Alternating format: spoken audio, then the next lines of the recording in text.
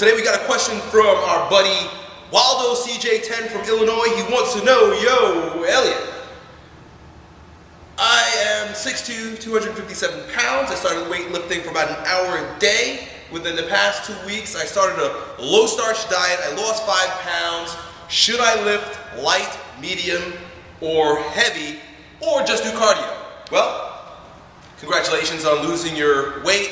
First thing I'd like to know is what your goals are. My assumption is you want to be a lean, strong, jacked badass. So what you're not going to do is just cardio.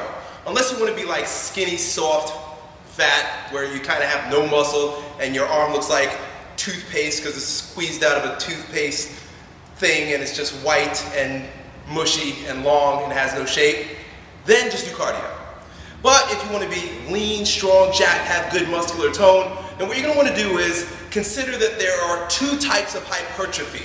You're going to want to either design your program and your training system around sarcoplasmic hypertrophy or myofibrillar hypertrophy. Sarcoplasmic hypertrophy is basically where you're increasing the size of the muscle by increasing the sarcoplasm, or like the water or fluid in the muscle. The thing is with that type of muscle building is that the muscle grows in size but doesn't increase in strength. You're also going to end up lacking a lot of the density that's associated with actually building muscle fiber. Muscle fiber growth happens when you train for myofibrillar hypertrophy. So what that means is you've got 2 ends of the spectrum where ultimately they'll both get you a result, but it's the type of result you want. If you want to gain mass, continue to get bigger and bulkier, you're going to end up a little bit smoother, but you're going to have the mass that you're probably looking for by focusing on increasing the sarcoplasm in the tissue or in the muscle by training with higher rep ranges, lower weights, lower rest intervals. And I think that's kind of what you meant when you said, Elliot, do I lift light? Now, this doesn't mean that you don't train with balls to the wall intensity. Don't be a pussy just because you're training with light weights. You want to bust your face open lifting those light weights. And when I say light weights, I'm talking about like 8 to 12 rep range, 3 sets with like 30 to 60 second rest intervals. You're not going to be able to go very heavy when you're lifting within those parameters, but you're going to bust your face open trying to reduce the amount of rest in between sets and reps, jam the density into that workout by just going from rep after rep after rep. This is where you're really beating the crap out of your muscle, and when you're done, you just feel like it's going to explode. This is the type of training where the pump comes from, all right? Like I said, you're going to increase the size of your muscle through the fluid in the tissue. You're not going to increase the amount of muscle fiber that you have like you would with myofibrillar hypertrophy, because this is actually where you're increasing the amount of muscle fiber or growth in the tissue. The difference aesthetically between the 2 is that this guy is going to look a lot more dense. His muscle is going to look like a rock, like a stone. He's going to have a lot of striations in it because he's actually strong. He has more muscle. This guy has big muscles. This guy has more muscle. So what you're going to do for myofibrillar hypertrophy is you're going to train with heavier weights. I'm talking about 1 to 3, maybe 4 repetitions, longer rest intervals, like 2-3 minutes in between. And you're going to bust your face open lifting weights that you are going to basically fail at the end of every set with. Now, you're going to fail over here, but it's because you just did 1,000 reps. You're going to fail over here because you've got 1,000 pounds on the bar. You see the difference?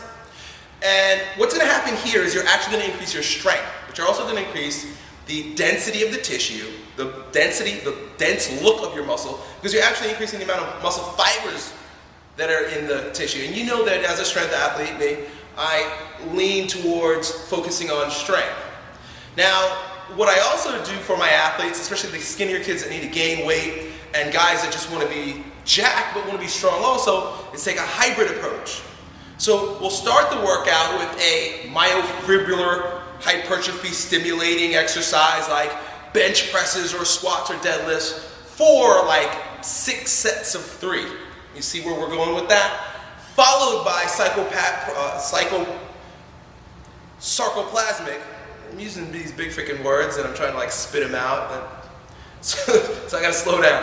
Sarcoplasmic, right? And what you're gonna do in order to build a program that's well-rounded, or one that includes the both of them, is after you do your heavy lift, you go to your lighter one with higher rep ranges and shorter rest intervals. So your workout would look like heavy bench press, 6 sets of 3, followed by dumbbell incline bench presses, 3 sets of 12, short rest intervals here, like 30 to 60 seconds, 2 to 3 minute rest intervals over here. Over here, you can increase the volume also. Here, the volume is going to be kind of low. So after you do the incline bench press, you can do like push-ups, you can do chin-ups, you can do seated rows, dumbbell rows, bent over rows, all the other muscles that you want to attack, you'll throw in here.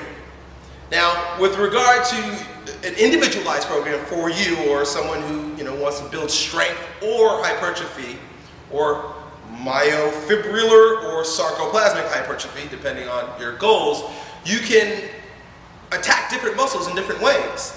So for example, if you've got a really strong chest, like you're a maniac on the bench press, because you've been lifting like a powerlifter for so long, your muscles really aren't that big. You ever notice that there's some powerlifters, or the guys that are super strong, they just don't look it. They look small, they look lean, they're dense, but they're not huge. But they're strong as hell, and they beat the crap out of some other guys who are just like, their muscles are swollen and big and they look like bodybuilders, but they have no strength whatsoever. So if that guy wanted to move over into this end of the spectrum a little bit, he'd back off the myofibrillar, the density training, and focus a little bit more on the sarcoplasmic hypertrophy training, if that makes sense. So you can do that per body part. I'm not a big fan of body part training.